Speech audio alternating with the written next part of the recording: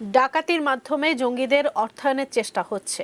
রাজধানীর বিভিন্ন জায়গা থেকে ২১ ডাকাত ও ২ জঙ্গিকে গ্রেফতারের পর এমন তথ্য জানিয়েছে আইনশৃঙ্খলা বাহিনী। ব্যাংক ডাকাতির প্রস্তুতিকালে যাত্রাবাড়ী এলাকা থেকে ডাকাত সর্দার মোফাজ্জল হোসেন ওরফে দাদু সহ সংঘবদ্ধ ডাকাত চক্রের ১২ সদস্য এবং হরকাতুল জিহাদ হুজির ২ জঙ্গিকে গ্রেপ্তার করেছে ডিবি। এই চক্রের সদস্যরা ইতিপূর্বে ঢাকা সহ দেশের বিভিন্ন এলাকায় ব্যবসায়িক ও আর্থিক প্রতিষ্ঠানে ৯টিরও বেশি ডাকাতি করেছে বলে জানায় গোয়েন্দারা। এর আগে তারা সীমান্ত পাড়ি দিয়ে ভারতের বিভিন্ন স্থানে ডাকাতি সংগঠনকালে গ্রেপ্তার হয়ে বিভিন্ন মেয়াদে জেলও খেটেছে। ডাকাতির এসব টাকা দিয়ে তারা জঙ্গি অর্থায়নের পরিকল্পনা করছিল বলে দাবি গোয়েন্দাদের। অর্থ তো একটা বিরাট ব্যাপার। অর্থ ছাড়া তাদের সাংগঠনিক কার্যক্রম যেমন চালানো যায় না, আবার তাদের সদস্য সংগ্রহ থেকে শুরু করে প্রত্যেকটা নিজেদের চলার জন্য তাদের তো ফ্রি লাইফে চলাফেরাও করতে পারে না।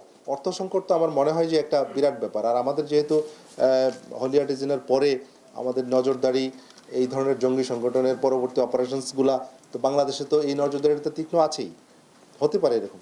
এদিকে উত্তরার দিয়াবাড়ির আশপাশের সড়কগুলোতে সন্ধ্যার পরপরই বিভিন্ন ফাঁদ পেতে ডাকাতি করা চক্রের ৯ জনকে গ্রেপ্তার করেছে র্যাব। এরা সড়কে চলাচলকারী মানুষকে বিভ্রান্ত করে। পরে এই সড়কে চলাচলকারী গাড়িতে ডিম ও ইট ছুঁড়ে নির্জন এলাকায় গাড়ি থামায়। এ সময় যাত্রীরা রাস্তায় নেমে আসলে তাদের কুপিয়ে জখম করে মোবাইল, টাকা, স্বর্ণালংকার সহ জিনিসপত্র ছিনিয়ে নিত। দীর্ঘদিন ধরেই এভাবেই কুপিয়ে জখম ও ডাকাতির বেশ কিছু ঘটনা ঘটিয়েছে এই চক্রটি। এই চক্রের মূল হোতা স্বাধীন সহ ৯ জনকে গ্রেপ্তার করেছে র্যাব। তাদের গ্রুপ রেডি করা থাকতো যারা বলতো যে আপনার ডান পাশের রাস্তা ভাঙা আছে, আপনি দিকে যান না, আপনার বাম দিকে যান। যখনই তাদের এই ট্র্যাপে কেউ পাড়া দিয়েছে, যখনই বাম দিকে বা ডান দিকে যারা গিয়েছে ওদের কথা মতো আমরা গিয়ে অনলাইনে দেখেছি কিছু বড় বড় গাছের লগও এখানে রেডি করা থাকতো। ওগুলো তারা গাড়ি আটকাতো এবং কোনো কিছু বুঝে ওঠার আগেই তারা চাপাতি এবং বড় বড় দা দিয়ে তারা ওখানে ওই ড্রাইভারকে তারা স্টেপ করতো, করে একটা প্যানিক তৈরি করে তাদের ভিতর থেকে সকল জিনিসপত্র তা নিয়ে যেত। গাড়ির পিছনে লোহা জাতীয় কোনো কিছু গাড়ির পিছনে ধুম করে মারতো।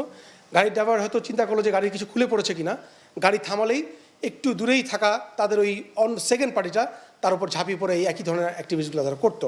দিনের বেলা স্বাভাবিকভাবে কাজ করলেও সন্ধ্যার পরপরই এরা হয়ে ওঠে ভয়ঙ্কর ডাকাত। Sabbir Ahmed, ATN news, Dhaka.